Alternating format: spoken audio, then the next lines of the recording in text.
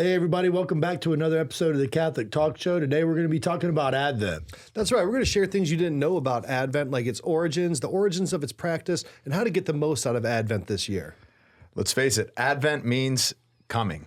What's coming is an excellent episode that you don't want to miss.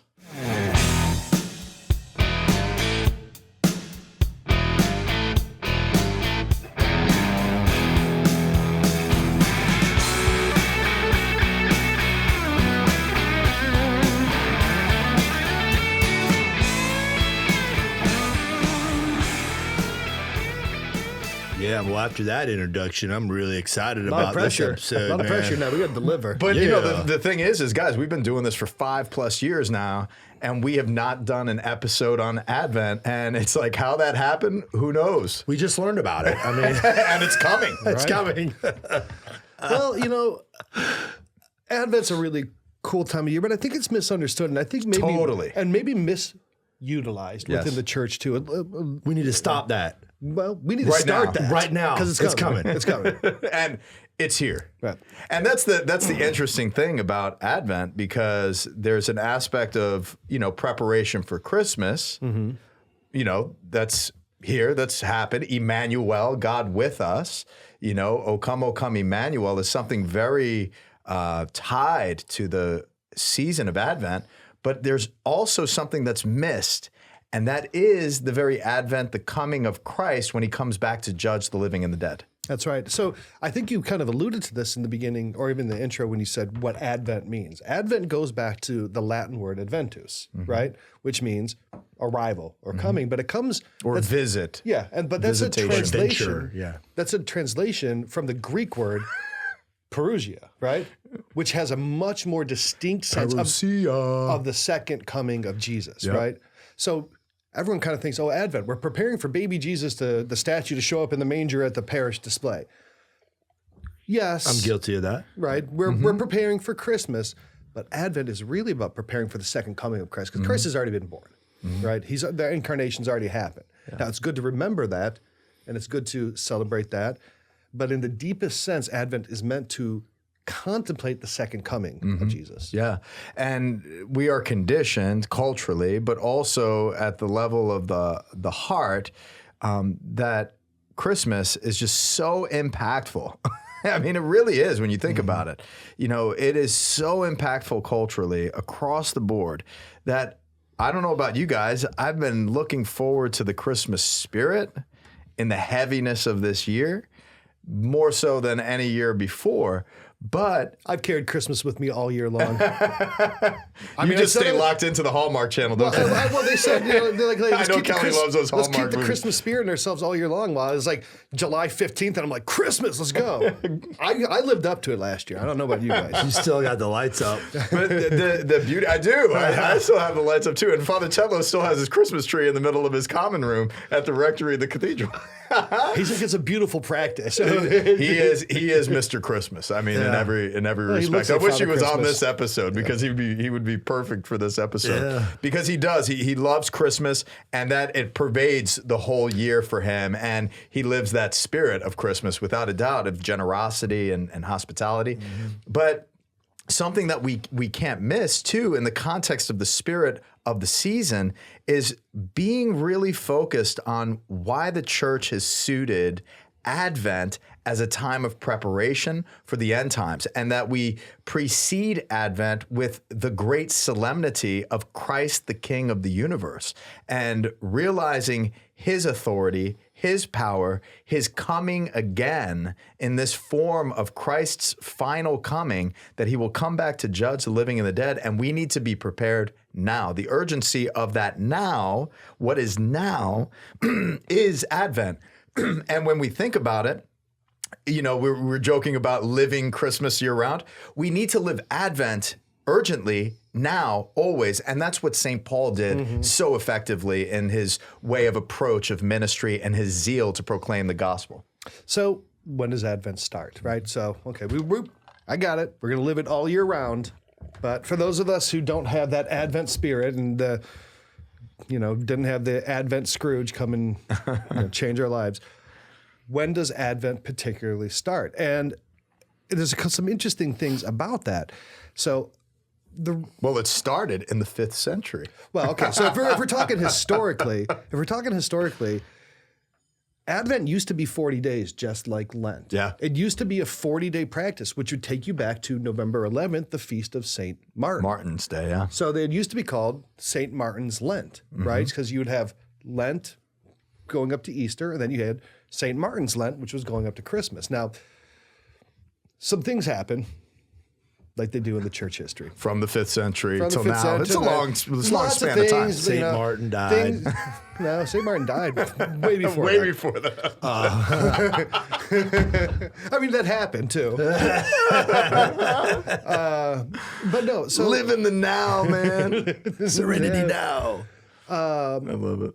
Different practices, changes, and at varying times in the history of church, different customs would happen, whether they were fasting more or less. And there was never really any set rules of fasting and practice like there was around Lent for St. Martin's Lent. It was more of a popular piety.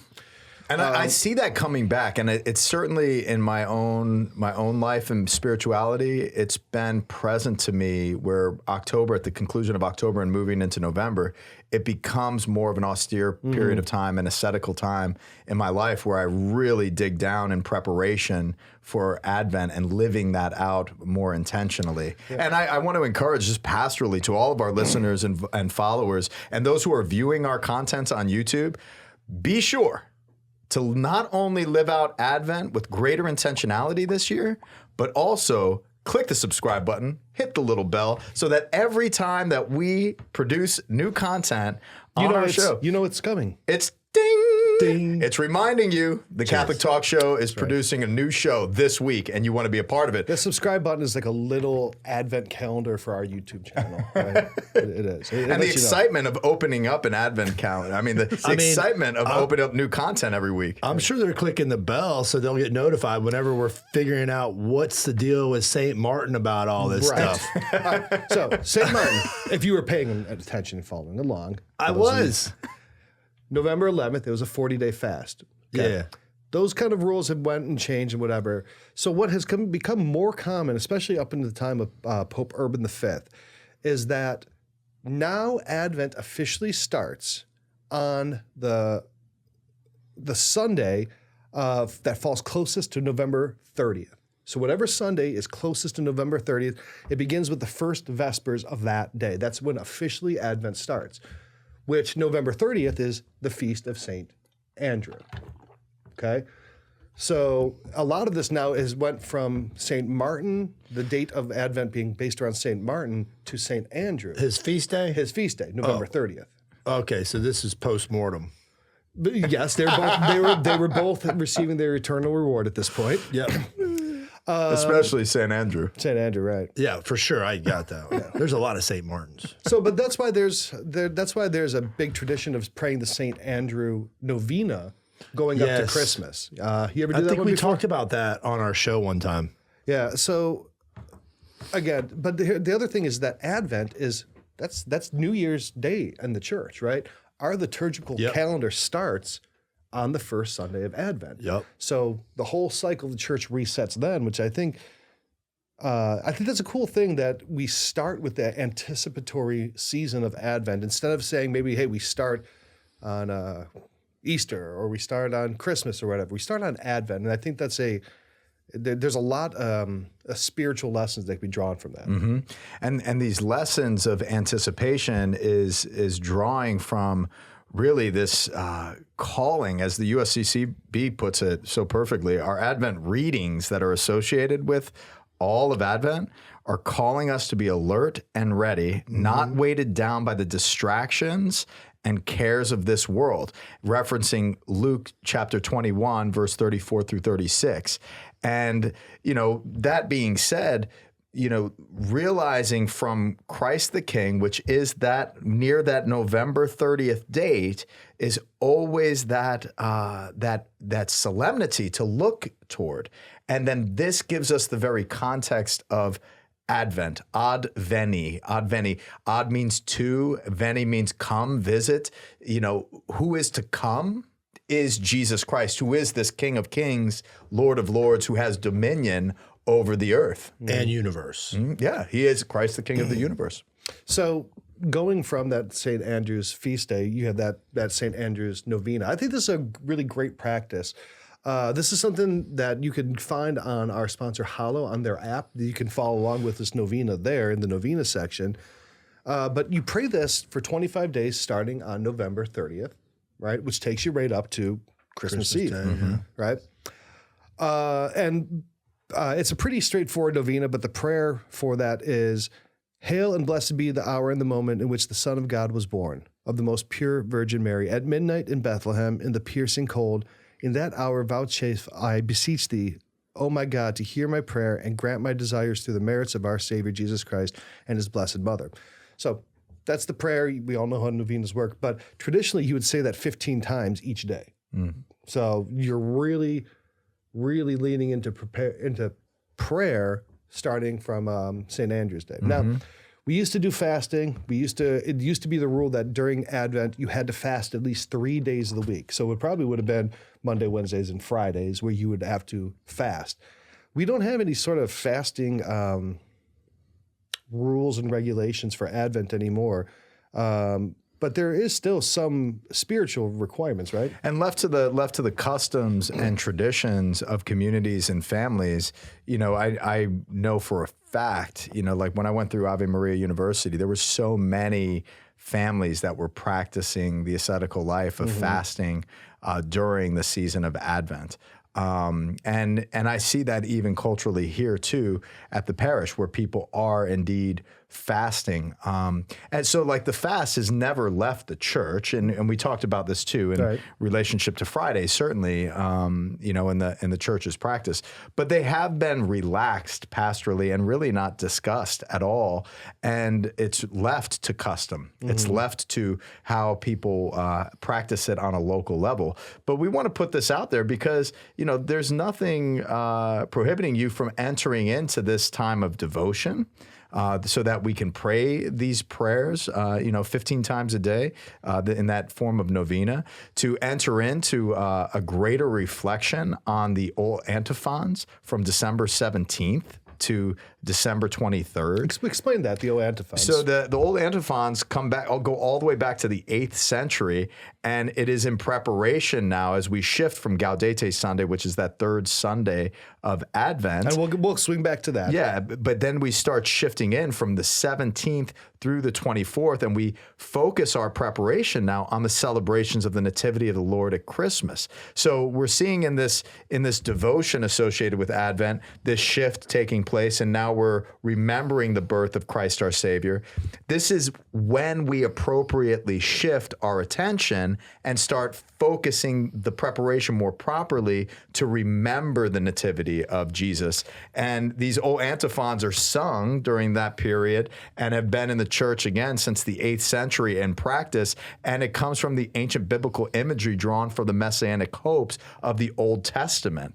And, when you come to the old antiphons, to miss that pastorally is a huge miss. Yeah. So that happens at the Vespers of the Liturgy of the Hours for the last 7 days, or for the 7 days preceding Christmas. So you have like you said, they're called the O antiphons because each one begins with the letter O. So it's like O Sapientia, O Adonai, O Radix Jesse. So O Wisdom, O Lord, O Root of Jesse, O Key of David, Dawn of the East, King of Nations, and Emmanuel, right? So those are the 7 titles of Christ, and they all begin with O. That's why they're called the O antiphons. But so it says there that also that they're sung or recited for the Magnificat at Vespers. They're sung prior to the Magnificat, or they replace it? Do you recall the antiphons associated at the beginning and the end of Magnificat? That's where they put them. Yeah. Gotcha. So there and the Vespers? In the Vespers. So the Magnificat is recited and sung at Vespers. So at evening prayer. Yeah. Got it. Okay. So again, we want to shout out, HALLOW again, because, HALLOW has the Liturgy of the Hours in their application, and you could use that application for free if you go to catholictalkshow.com/HALLOW. So these Vespers, these old antiphons reflects the daily preparation. So each day in Advent is significant. It is important to focus our intentional life spiritually on, so it doesn't just become a weekend warrior practice of being a Catholic. It becomes a daily practice spiritually to exercise what the season represents. And, we have to begin in the urgency of preparation for Christ coming back to judge the living and the dead. And then we shift at that Gaudete Sunday, which we're going to share a little bit more about, when we shift that attention, and it is rejoice, rejoice, Gaudete, Gaudete, for Christ is born, and that is where we shift our attention as a people. That's why all the O's are in there. Yeah. Yeah. Now, we do sing the O antiphons. What don't we sing during Advent? Hallelujah, hallelujah. And No Gloria. And No Gloria as well. Right. So during Mass, during Advent, just Same like with during, Lent. just like Lent, because I think they say the logic was that they wanted it to have a novel feel, that when you first sing the Gloria, you're singing it just like the shepherds in the field and the angels would have been singing Glory to God in the highest on the first Christmas, so that it feels like a new experience, right? And you're joining with that incarnational exuberance, which I think is a really, really cool thing. And it's something that, like, oh, I didn't even think they didn't sing the Gloria. You wouldn't even, a lot of people wouldn't even notice it. But then when you think about that and you're deprived of it, and then you understand that it's so that you're preparing to join that choir throughout the ages with the angels and the shepherds. bells are ringing, and it's recalling, like, wow, like the Gloria, it's back into practice. The Gloria is back, baby. It's back. I love it. The Gloria is being ushered in to our worship, to our song. I remember the first time I experienced like a fasting, like early in my conversion, was during Advent. And it was beautiful, the graces and everything leading up to Christmas Day and all that. It was really beautiful. Very beautiful spiritual experience. What locked you into that fast, out of curiosity? How did you hear about it? Well, back then we didn't have iPhones, so it wasn't HALLOW. Yeah. But shout out to HALLOW. No, it was Catholic Online. It was like that little, like, because I was like researching a bunch of stuff, just trying to learn my faith. And there was a little ad that popped up about Advent fasting, and I read that article, and I kind of kept with that. Yeah, and it was food. Like, I think it was like one meal a day during the week, but you still would eat 3 meals a day on Sunday if you wanted to. Yeah, and then devotion. So I was big into adoration, so I went to adoration every day for 30 minutes to an hour. Was kind of doing that anyways, but didn't watch television, and that was kind of hard because it's during football season. So I was like, I'm going all out. So it was a great experience. Like when you detach yourself from a lot of the things that distract you, which even in some cases it's just a moderate distraction. It's not like a massive distraction in your life. But even when you just detach yourself from like just small things like that, and fill them with God during this very special time, the liturgy sort of drives you to that point. Like the readings drive you to that point of prayer and receiving Christ into the world, into your hearts, making yourself new. I love that. And, all three of us went through a major reversion in the faith. And, locking into the practices of old, and I see this across the board with our generation and the generations that are coming. They're locking into what has been done in the past, and they're reviving it in their own practice. As we revived the fast, and I recall it too, that when I learned that Advent used to be a time of penance and sacrifice, and that it was associated with Christ coming back to judge the living and the dead, and I needed to prepare myself for that.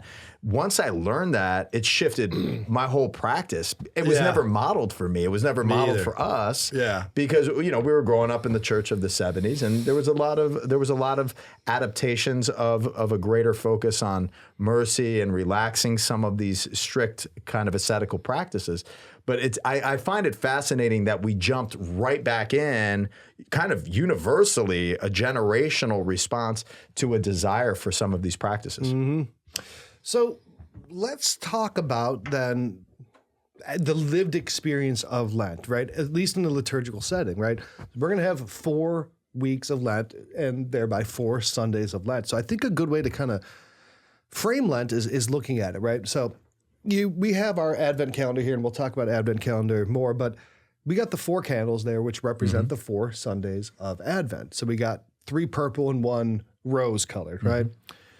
Not to be confused with pink. Not pink. No, it's not pink. Especially a vestment. No. Father Rich don't wear no pink vestments. He wears pink socks. Yeah. Rosé. Jesus didn't pink from the dead. He rose from the dead, okay? That's how you remember it. So it doesn't matter what liturgical cycle in, because we have liturgical years A, B, and C. Every year, the theme on each of the Sundays of Advent is going to be same, no matter what gospel they're coming from. So for the first Sunday of gospel, it's always going to focus on what we were talking about, which is that parousia, that second coming of Christ. Therefore stay awake. There's always going to be a gospel reading that focuses on Christ's second coming in the first week of Advent. And I think that shows you what the church is trying to tell you is important in Advent. Now, that second week, the second and third weeks, they're going to focus on John the Baptist, right? The preparation, right? They're going to focus on the story of John the Baptist and preparing the way of the Lord, whether it's his nativity or whatever. But again, John the Baptist was the one who made straight the road for Jesus. He was the one who presaged him, right? So I think it only makes sense that in the second and third weeks, we are focusing on that. Now, first 2 weeks, what colors do you wear at Mass? It's purple. Purple. Or violet. Right. Jesus didn't purple from the dead. He violeted. Right. But what I love about the color purple. Isn't that an Oprah movie? I'm not talking about Oprah's movie. Yeah.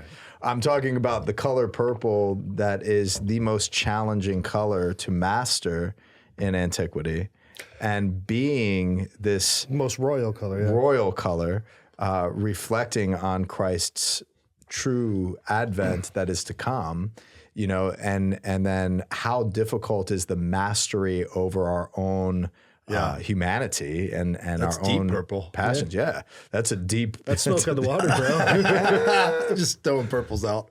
But by God's grace, it's like that violet is like there is great hope in the mercy of Christ and what Christ can accomplish in making straight the path and living this pilgrimage of preparation, going out to the wilderness with John the Baptist, hearing him cry out in the wilderness saying, make straight the paths now, like Christ is coming, kind of gives that gospel context along with St. Paul that this is the time. The prophets foretold them. So we have the prophets as well associated with the readings during these weeks of preparation. And it is appropriate that there is great solemnity offered in these liturgies of greater focus, moving from ordinary time to this high season of preparation. It's great. Like, you look at Lent, and a lot of Lent is centered around readings of what happened to him and his passion and his death. Obviously ending in the resurrection, very eventful things in Scripture, and then how Advent kind of prepares us more in a mystical, prophetic way. So they kind of bring you all these sort of anticipatory things. And I remember Dr. Garcia, I think his name was, and he so passionately, it was like the whole world was waiting for him. Like this has been going on for centuries. Like the cosmos was receiving its creator. Like he was very passionately talking about, this. But when you look at the readings, like you do see this sort of mystical embodiment of anticipation that's within all of us that we're to sort of understand more deeply and fulfill through this time. Yeah, isn't it true that during Lent we tend to draw our focus on the sufferings of Christ, and then our own sufferings are subsumed into this mystery of season, of entering into the desert, of entering into this life. And then this anticipation, this waiting, this expectancy, it's like we could look at it historically and say, oh man, it would have been cool to be with John the Baptist down near the Dead Sea. And like, man, that would have been an awesome time to live. And now it's like we're waiting, and then here he is. and this is Jesus, go follow him, you know, and it's like, yeah, I want to be in that type of anticipation. Well, you can be in that anticipation because we are waiting. We are in a state of waiting for this coming, for this visit. Mm-hmm. So, yeah, those 2 weeks, they focus on John the Baptist. Now, that third week, though, so you wear the violet, right? And I love that you said that it's a royal color. But to us Catholics, this royal color is taken on the sense of a penitential nature, right? So we wear it during penitential feasts. Even like when you hear confessions, you're wearing a purple stole, right? Because it's a penitential color. But on that third week of Sunday, that third Sunday of Advent, you get to bust out one of your most fancy Gaudete. Gaudete Sunday. You get to wear your pink. Rosé on Gaudete. Rosé all day Gaudete. I still remember growing up at St. Elizabeth Ann Seton, and our pastor, God rest his soul, Father Fred, he was a bigger guy, and then we had Monsignor Danka, who was a slender guy, and he would always say, you know, I'm the large bottle of Pepto-Bismol, and he's like and Monsignor's a medium-sized bottle of Pepto-Bismol. But it was that Pepto-Bismol color. But no, we're talking about a rose color, and there's nothing more beautiful than that. When he wore purple, did he look like Grimace? Look, only a few people could pull off purple, right? Grimace, Jimmy Aiken. Purple's his thing, right? What about Barney? Was he purple? Barney doesn't do it very well. I mean, Father Rich, you pull off the purple very well. But the pink, you know, that's a whole nother story. No, in all seriousness, you know, I do love when it comes to the rose vestment, wearing on Gaudete Sunday and Laetare Sunday, you know, when we come to that form of rejoicing that Emmanuel, God is with us, and we're shifting our attention to the Christmas spirit and very anticipatory preparation for Christ's birth in the humility of the nativity in Bethlehem, like that is always a time of joy, and the celebration of the people, everything shifts. And as a priest, as a presider, I always feel it whenever I celebrate that Mass. Yeah. So Gaudete Sunday, it gets its name from the first word of the introit for the day, which is Latin for rejoice. Rejoice. Right. So Gaudete, Gaudete, Christus ex nautus, ex Maria Virgine, Gaudete. Like rejoice, rejoice. For today is born unto you through the Virgin Mary, Christ our Lord. Yep. Rejoice in the Lord always. Again, I say rejoice. Gaudete in Domine semper. Right. Rejoice in the Lord always. What he said, what I said wrong, I'm sure. So that's the third Sunday of Advent. And then the fourth and final Sunday, you know, we looked at the first 2 weeks of the readings. The first week of the readings talking about the second coming, the second two talking about John the Baptist. That fourth and final, that's when we finally get into the readings talking about the nativity and the preparation. So we'll hear like Matthew's gospel, right? That's when we start to hear, and it shifts from that preparation of, like you were saying earlier, the prophetic preparation into a eventual or a occurrence type look at the gospel. So that's a brief look at the 4 weeks, Sundays of Advent, and that brings us to the point of the Advent calendar. And you can see here that the Advent calendar that we got in front of us reflects that. So you have the 3 candles for the 3 purple violet Sundays, and then you have your rose-colored for Gaudete Sunday. And then you light one of those each Sunday. You know, big shout out to everythingcatholic.com where we got our Advent stuff. And it's the Advent wreath, you know, like the Advent wreath that's lit. And we give these out to our parishioners each and every year. And, you know, it's a great practice to have the Advent wreath on your table, to have meals together in preparation, especially if you're exercising some form of fasting or simple meals. And to teach children that simple meals are a part of the cultural fabric of our expression as Catholics. Observing this time of penance is a great way to implement that within the scope of your work. And, you know, thinking of the Advent calendar, like I loved when I was a kid, you know, opening up with my grandmother each day. And there was like a little prayer, and there was a sacred image and a little chocolate. Like it was really, I loved that. But how cool would it be to do that and have like the bitter tastes, then we need to reapproach the calendar. It's the 13th day. I open up, there's a turnip in there. Garlic flavored. A garlic clove. Like garlic honey. And then they're making fun of my garlic honey. But then when you come to the 17th, when you come to Gaudete Sunday, when you come to, then it's like the sweeter, the sweeter taste. I would love to design something like that. That's not a bad idea. I mean, having, you know what? Let's explore that and have it really good for next year. A really awesome liturgical Catholic Advent calendar. Yeah, that's because Advent calendars is super fun. It's a great thing. My kids do it. My mother-in-law puts it together every year, and there'll be $1 in this one, there'll be some candy in this one, whatever. But having a really spiritually focused Advent calendar would be a cool thing to develop. That's what I love about our patrons, because we get to suit them with the top swag of the Catholic Talk Show. That's right. From hoodies to Catholic cups, and now we're gonna have Advent calendars next year. I like striving after this, but there's a ton of Catholic swag out there, and we want to give a shout out to our partners right now. SOCKRELIGIOUS. Woo! I got Fatima here. I'm taking these home. I'm gonna go pick up my socks. I got the Santiago, the Compostela. I've got St. Valentine here. Yep, so that's my patron. Yeah. I've got St. Kateri Tekakwitha, and then these are my new favorites too. I've got JP2 with like some sunglasses, like the hipster of my pastor here, JP2 Catholic here. But I love these socks. Yeah, so SOCKRELIGIOUS, they make really comfortable, really fun socks that you can wear to help express your faith. Like these ones are great for this season. You got the St. Nicholas socks. St. Nick. They have the Nativity socks. I remember when I was a kid, it was like one of the few times I see my dad wear like a tie and dress socks and stuff, right, for Christmas. And he'd always have like a fun tie or whatever. So I think it's a nice thing. But these make great stocking stuffers, so you can really stuff a sock with a sock, which is like a sock turducken. Sock turducken. See, what you take is a sock, and you put it in a sock, and then you put another sock inside of it. It's a farce. But yeah, I mean, they make great gifts. They're great for baptisms. They're great for confirmations or first communions.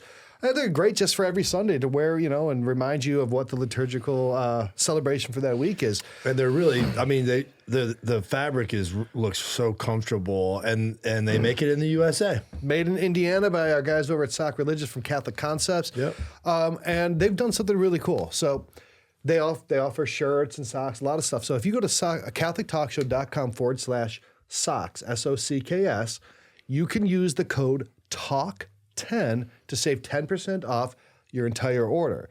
So, as we enter into Advent, and you're probably planning to do a little bit of shopping here, go there and save 10% off your order. Support a great Catholic company and get these really super cool designs. The one that I'm getting, if no one gets it for me, I'm buying it for myself. I'm going to buy myself a Christmas present this year, is the Swiss Guard socks. They're super cool. They're so cool. I don't have those, and I literally have an entire drawer of these socks. I wear them every single day. Every day. And I'm wearing my Our Lady of Guadalupe, the colorful design socks today. And this always reminds me of Romans in the New Testament, but also in the Old Testament in Isaiah 52:7. But how delightful on the mountains are the feet of one who brings good news, who announces peace and brings good news of happiness, who announces salvation and says to Zion, your God reigns. And I love allowing my God to reign on my feet. Yes. Because it just brings the sense of joy each day that I get to go out as a priest and proclaim the good news of salvation. I'll tell you this too. So I don't know what size shoe do you wear? I'm like a 11-ish. So sometimes I have to wear like a 14, right? A lot of times socks don't fit. They also have extra large socks for people with big ass feet, right? And I can pull that off. If you've got Flintstone feet problems, just like Ryan Shield, big ass feet. Go to SOCKRELIGIOUS extra large. And they have options for kids too. They have little tiny socks. So like Howard wears a size 4 shoe, and they have socks for him, right? I got a shirt that says "Don't be a loser" on it. Tanisha gave me. Yep, that's from them too. They do really great stuff. They've got great company support. So again, if you want to save 10% on everything that they offer, go to CatholicTalkShow.com/socks and then use the code TALK10, TALK10. You'll save 10% off your entire order. Now, we were talking about Advent calendars and we were talking about Advent wreaths. I'm going to have to make a very painful admission here. and you guys know me, I am 100% gung-ho Team Catholic. I don't even try to hide my biases, ever. They didn't start from the Catholic Church. It was the Lutherans. Really? I'm going to give it, the Lutherans know how to do Christmas well. They do. And I'm going to give the Lutherans their proper recognition here that the Advent calendar and the Advent wreath and a lot of our Christmas traditions here in the United States come from the Lutherans. So there you go. You got it. There you go. That's hard coming from Sheil. Right? It had to be hard. I mean, that's why there's all the pauses. I think it's because you're so close to the St. Valentine socks. I think it is. I think these socks have warmed the souls of my soul. There's two other things though I want to talk about. So we did this whole episode about Advent, right? And a lot of people are saying, okay, I'm excited about Advent now, probably more than I have been in a long time, right? I've never thought about really what I could do spiritually at Advent besides, do my Christmas shopping. Yeah. So our sponsor, HALLOW, has a really awesome thing that they're doing this year. It's called Pray 25 Advent, right? So it's Advent Pray 25 with C.S. Lewis, okay? Oh, that's cool. So C.S. Lewis, they're going to use his writings and his teachings to guide you through Advent this year.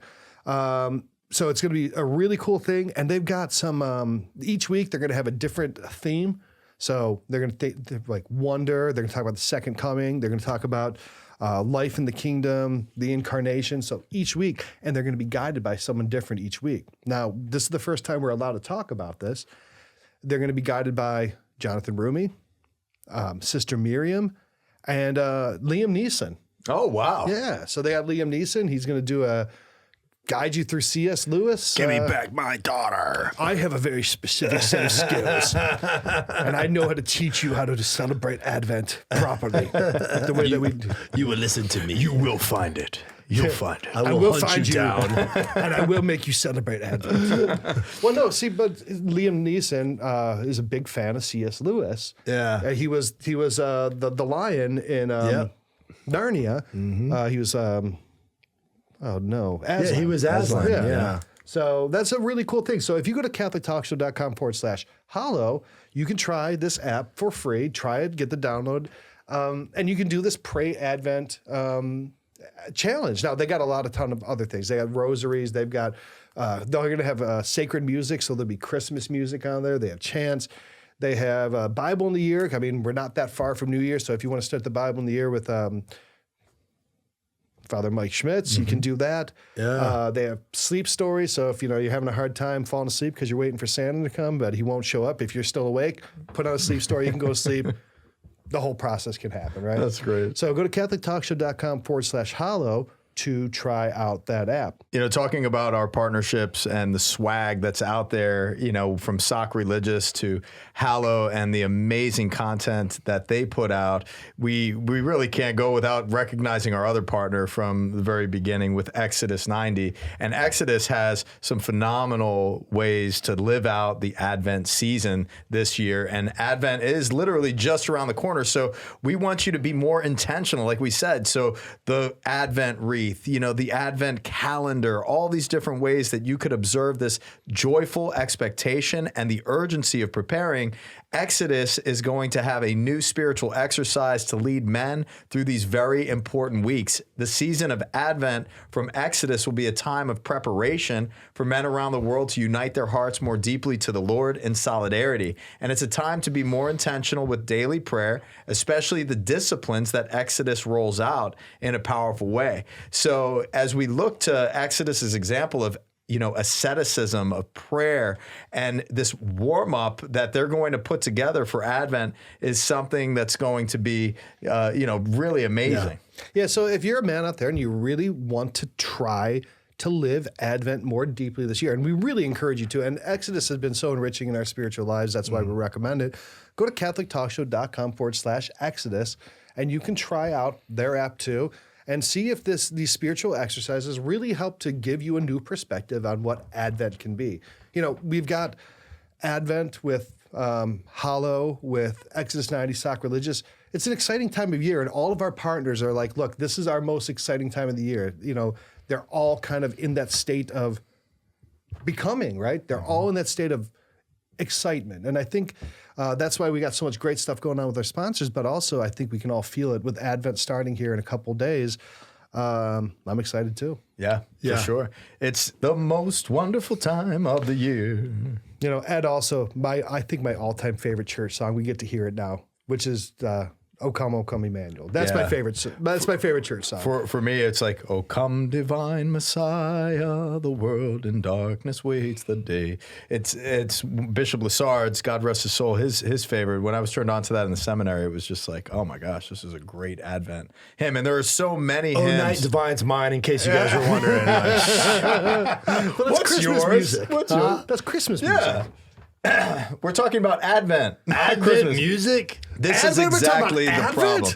This is exactly the problem. You know, we've got to be more intentional with the season You can of Advent. anticipate the night that's divine. Okay? You can anticipate that. Just after Gaudete Sunday, okay? We just did a whole episode. Guys, we just did this whole episode, now we had to do this. Okay.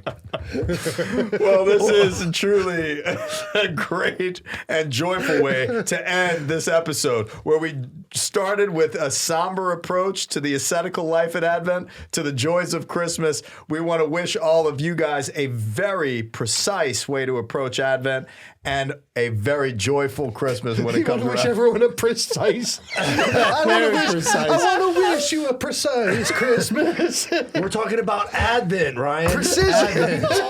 We're falling apart here in the Catholic Talk Show. Oh my gosh. So yeah, be precise. Okay? That's what Jesus wants from you, is He precision. does. He wants you to observe the days. Observe them. Precisely. Precisely. All right, everyone, have a precise Advent. And we'll see you next week.